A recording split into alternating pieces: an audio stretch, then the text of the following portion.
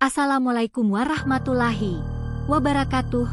Kembali lagi di channel Jagat Mencekam. Cerita kali ini adalah lanjutan dari kisah yang panjang dan menyeramkan berjudul Lembur yang Membakar Rumah Tangga. Part 2, Kelahiran Kedua dan Bayangan Masa Lalu. Beberapa bulan setelah keluar dari Karangjati, Arif dan Mira memulai hidup baru di sebuah kota kecil di Jawa Tengah. Mereka menyewa rumah sederhana dekat masjid, berharap suasana religius dan tenang bisa menyembuhkan trauma mereka. Namun, ketenangan itu tidak berlangsung lama. 3 bulan setelah pindah, Mira dinyatakan hamil.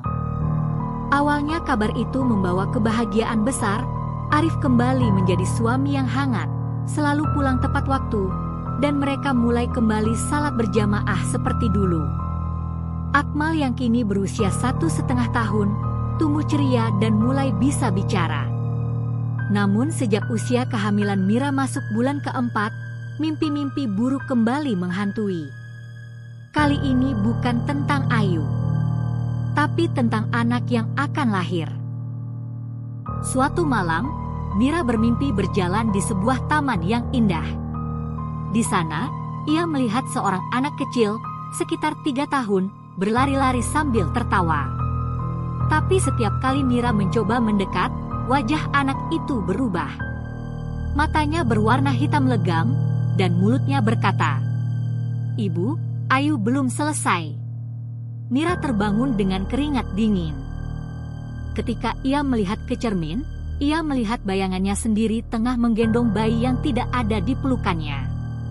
Arif mencoba mengabaikan semua itu, tapi Mira semakin yakin ada sesuatu yang tidak beres dengan kandungannya. Bahkan saat USG, dokter mengatakan sesuatu yang ganjil. Gerak janinnya terlalu aktif, dan detak jantungnya tidak biasa. Kadang terlalu cepat, kadang sangat lambat. Tapi organ tubuhnya normal. Malam demi malam, Arif kembali dihantui oleh mimpi masa lalu. Ia sering melihat dirinya kembali ke Karangjati, duduk berdampingan dengan Ayu. Namun kini Ayu tak lagi marah. Ia hanya menangis sambil menggendong bayi. Dalam salah satu mimpi, Ayu berkata, "Kau tanam benihku dalam tubuh istrimu." Arif terbangun dengan napas tersengal. Saat melihat Mira tidur, ia merasakan perut istrinya bergerak tidak seperti biasa. Seperti ada tangan yang menekan-nekan dari dalam. Tak tahan dengan semua itu, Arif menemui kembali Mbah Rono. Sang spiritualis itu tampak lebih tua dan lemah, namun masih mau membantu. Setelah meraba perut Mira dan memejamkan mata dalam waktu lama, Mbah Rono berkata pelan, "Benar. Ada ruh yang bukan manusia dalam kandunganmu. Tapi bukan Ayu yang masuk. Dia hanya membuka gerbangnya. Ruh ini berasal dari tempat yang lebih dalam." Sebagai tradisi Jawa, keluarga mengadakan selamatan kecil saat usia kandungan masuk 7 bulan. Namun malam itu hujan turun sangat deras. Listrik padam. Air menggenangi lantai rumah.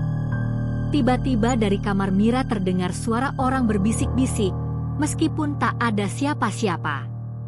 Semua lilin padam.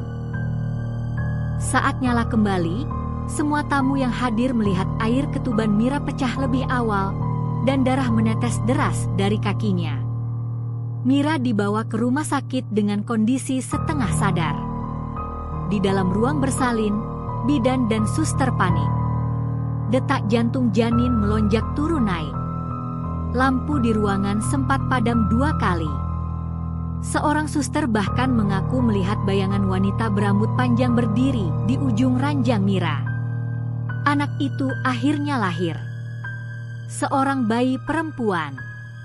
Namun begitu lahir, ia tidak menangis. Matanya terbuka dan langsung menatap ke arah Arif, lalu tertawa kecil. Bahkan dokter yang menyambut kelahiran itu sempat terpaku, berkata, Bayinya menatap seperti orang dewasa. Bayi itu diberi nama Nadira. Ia tumbuh cepat dan sehat. Namun seiring waktu, banyak hal-hal ganjil terjadi. Nadira mulai bisa bicara pada usia 10 bulan.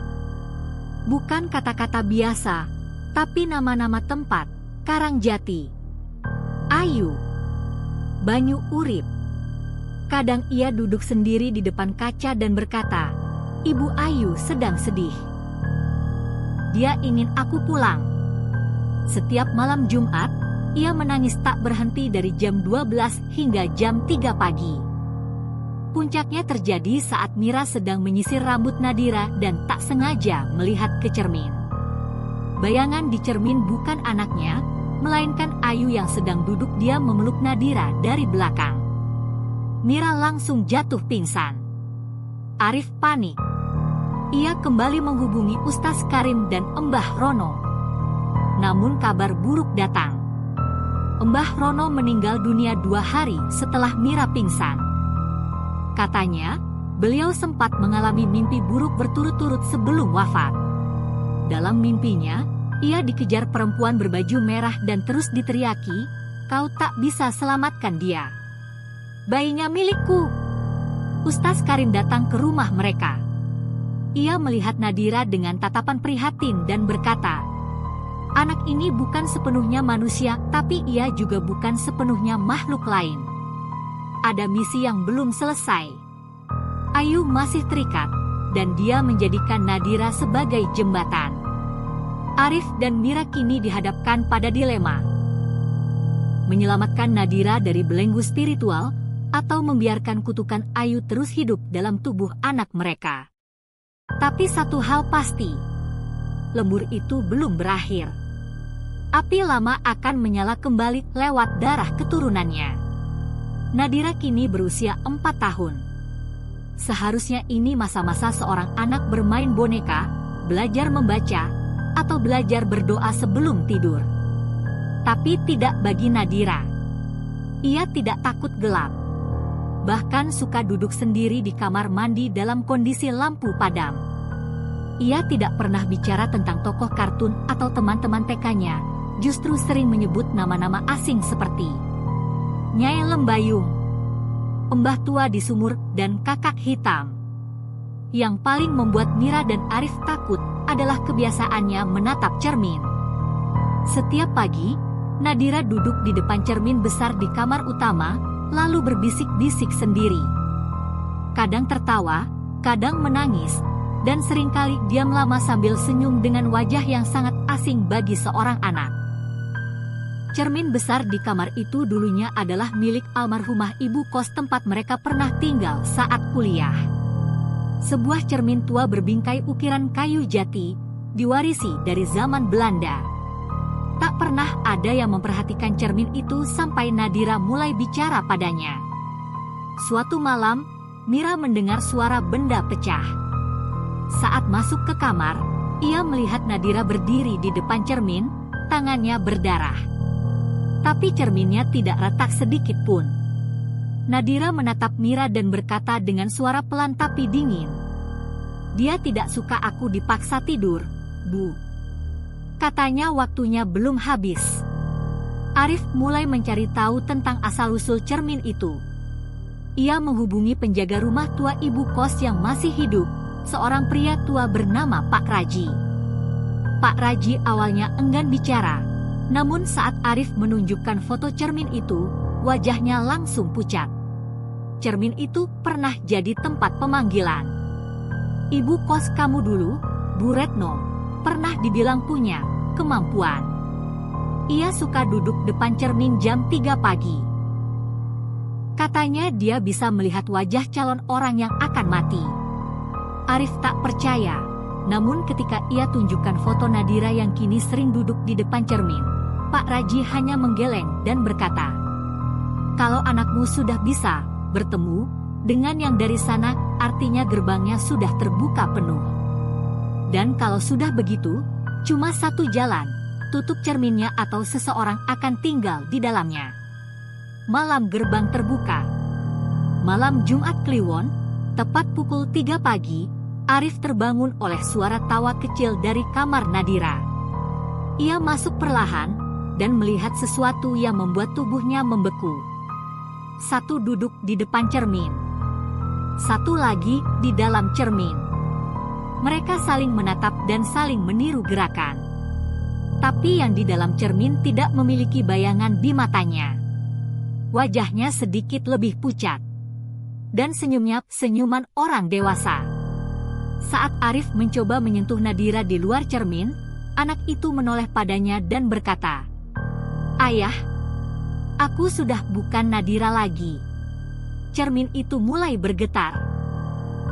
Dari permukaannya muncul kabut merah tipis, dan suara-suara dari dalam mulai terdengar seperti bisikan dalam bahasa kuno. Mira yang terbangun langsung memeluk Nadira sambil membaca ayat kursi. Namun Nadira justru tertawa, lalu menghilang. Yang tersisa hanya cermin dan bayangan Nadira di dalamnya. Ustaz Karim yang datang pagi itu hanya bisa berkata satu hal. Anak kalian bukan dirasuki. Tapi dia adalah titipan dari dunia seberang. Ia dijadikan medium untuk membangkitkan sesuatu. Ayu hanyalah awal dari gerbang ini. Yang kita hadapi sekarang adalah roh-roh tua mereka yang sudah lama terkunci dalam dimensi cermin itu. Satu-satunya cara adalah melakukan ritual penutupan gerbang. Tapi untuk itu, mereka harus melakukan perjalanan terakhir, kembali ke Karangjati, tempat semua ini bermula, dan membakar asal-muasal cermin tersebut, yang konon merupakan pecahan dari cermin Nyai Lembayung, tokoh pemuja arwah kuno dari zaman kerajaan Majapahit. Mira kini harus memilih. Memusnahkan cermin itu dan kehilangan Nadira selamanya, atau menjaga gerbang itu tetap terbuka, hidup berdampingan dengan roh-roh yang mengintai dari balik kaca. Tapi bisikan dari cermin tak pernah berhenti. Mira, anakmu bukan satu-satunya. Sudah ada 3, dan kau adalah yang keempat. Arif dan Mira kembali ke Karangjati, tempat perjanjian lama ditulis, tempat darah pertama dikorbankan, dan tempat arwah tua menunggu bangkit kembali. Arif dan Mira kembali menjejakkan kaki di Karangjati. Desa yang dulunya tenang kini tampak seperti mati. Banyak rumah kosong, toko-toko tutup, dan wajah-wajah warga yang masih tersisa tampak muram dan ketakutan setiap melihat ke arah mereka. Mereka tak datang berdua. Di belakang mobil, duduk seorang anak perempuan berwajah pucat dengan mata merah, bayi mereka, Nadira, yang kini lebih sering diam, namun saat berbicara suaranya seperti wanita dewasa. Kita pulang ke asal, ke tempat ibu membakar darahnya. Mira gemetar setiap kali Nadira bicara seperti itu. Anak itu sudah bukan Nadira yang dulu. Ia seolah membawa ribuan jiwa bersamanya, berbicara seperti seorang pemimpin upacara kuno, dan matanya tak pernah benar-benar menatap dunia ini. Dengan panduan Ustaz Karim dan 2 muridnya, mereka menuju rumah tua tempat Arif pernah selingkuh dengan Ayu, tempat semua awal petaka dimulai. Rumah itu kini hampir roboh. Pohon beringin di halaman belakang tumbuh semakin besar, akarnya menjalar ke seluruh dinding. Tapi yang paling mengejutkan adalah cermin merah yang dulu pecah di kamar atas, kini utuh kembali. Berdiri tegak, seolah menunggu mereka. "Ini bukan cermin biasa," kata Ustaz Karim. "Ini adalah gerbang lembur, gerbang ke dunia bawah, yang hanya bisa dibuka oleh darah dan pengkhianatan. Arif, kau membuka pintunya waktu itu. Dan anakmu adalah kuncinya sekarang." Ustaz Karim menyiapkan ritual penyegelan.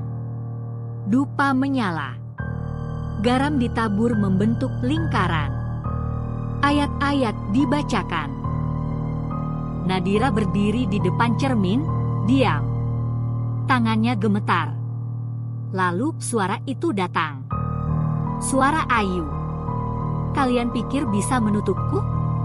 Tidak. Aku sudah jadi bagian dari darah kalian.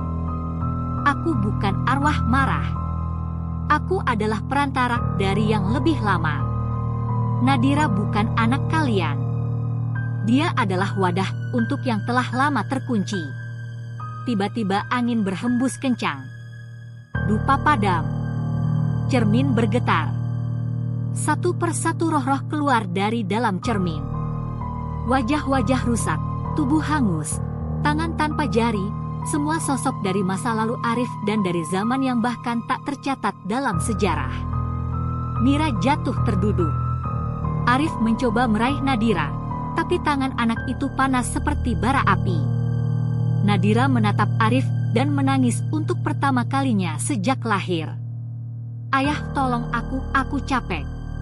Itu suara Nadira yang asli. Ustaz Karim teriak. "Hanya satu cara menutup gerbang ini. Pengkhianatan harus dibayar dengan pengorbanan." Arif tahu apa maksudnya. Dengan mata berkaca-kaca, ia memeluk Nadira dan berkata, "Maafkan ayah. Maaf karena membuka semua ini. Tapi ayah akan menutupnya selamanya." Arif masuk ke lingkaran, membaca syahadat, lalu menatap ke cermin dan berlari menabraknya sambil membawa Nadira. Cermin meledak. Api besar menyembur dari pecahannya. Rumah tua terbakar seketika. Angin berhenti. Dan semua suara roh-roh itu hilang. Ustaz Karim dan Mira terpental keluar rumah. Mereka terbangun di rerumputan, hanya untuk melihat rumah itu hangus jadi abu. 10 tahun kemudian, Mira kini tinggal di kota kecil bersama seorang anak lelaki bernama Akmal, anak pertama mereka yang selamat. Ia membuka toko kecil sembako, hidup sederhana tapi tenang. Setiap Jumat malam, ia selalu menyalakan lilin kecil dan mendoakan Arif dan Nadira. Ia tahu mereka mungkin tidak sepenuhnya hilang. Sebab sesekali saat lampu padam dan cermin kecil di dapur memantulkan bayangan, Mira melihat sosok laki-laki dan anak perempuan menggandeng tangan berjalan di kejauhan. Kadang Nadira tersenyum, dan kadang hanya menatap dengan mata merah menyala. Tamat. Nah, itu dia ceritanya. Gimana menurut kalian? Ada yang pernah ngalamin hal serupa? Komen di bawah ya. Semoga cerita ini bisa jadi pelajaran buat kita semua. Jangan lupa share pengalaman kalian di kolom komentar. Kalau kalian punya cerita yang lebih seru, jangan ragu kirim email ke aku di deskripsi ya. Siapa tahu cerita kalian bisa aku angkat di video selanjutnya. Terima kasih banyak sudah menyimak sampai akhir. Jangan lupa tinggalkan like, komen, dan subscribe biar enggak ketinggalan cerita-cerita menarik lainnya.